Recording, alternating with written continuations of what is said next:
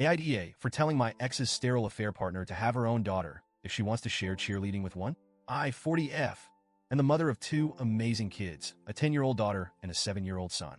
Their father, my ex-husband, 44M, cheated on me years ago with Jen, 42F, who is now his wife.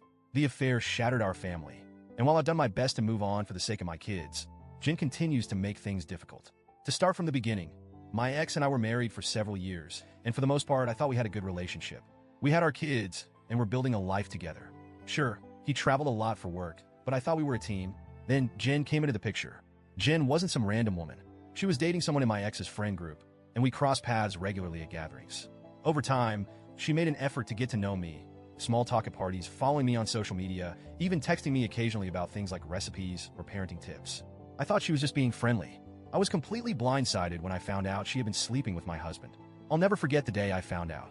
My ex sat me down, looked me in the eye, and told me he was leaving me. Just like that. No warning, no attempt to fix things, he was done. He said he had fallen in love with Jen and wanted to start a new life with her.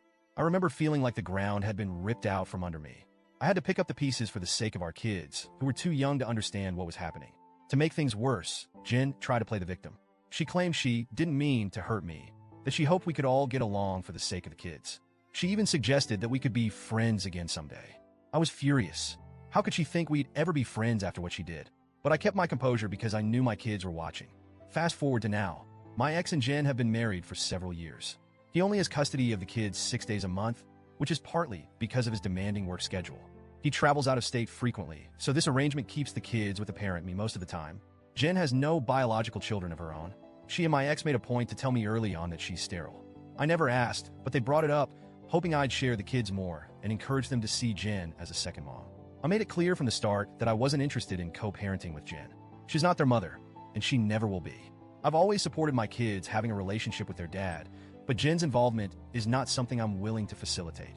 I've kept things civil for the sake of the kids, but I've also set firm boundaries. Jen, however, doesn't seem to respect those boundaries. Which brings us to the current issue. Jen was a cheerleader in her youth, apparently a very enthusiastic one.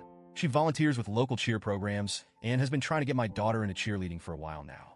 My daughter is not interested.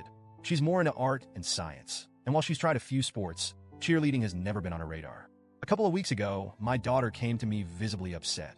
She told me Jen had been pressuring her to join a cheer program and that her dad was backing Jen up. She said they'd been talking about it during her last visit, and Jen kept going on about how much fun it would be and how it was something they could do together. My daughter told them she didn't want to, but they wouldn't let it go.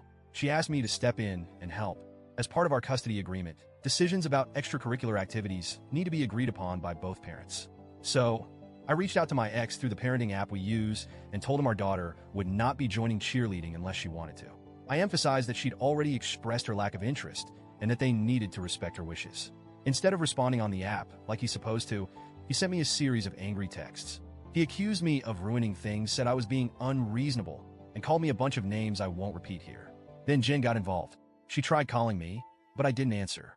I don't see the point in engaging with her directly. But a few days later, I ran into her at a store, and she decided to confront me in person.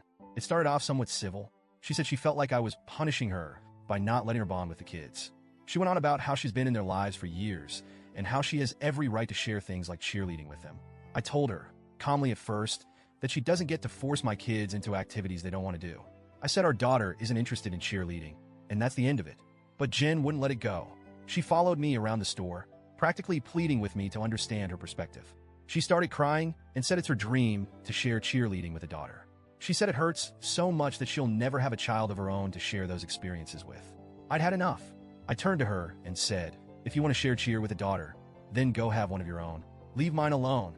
She stopped dead in her tracks, and I walked away. She didn't follow me after that, but the fallout was immediate. My ex called me later that day, furious. He said I was cruel to say that to Jen, knowing she can't have children. He demanded I apologize, but I refused. I told him Jen needs to respect our daughter's wishes and stop trying to insert herself into places she doesn't belong. Now I'm wondering if I went too far. On one hand, I feel justified in standing up for my daughter.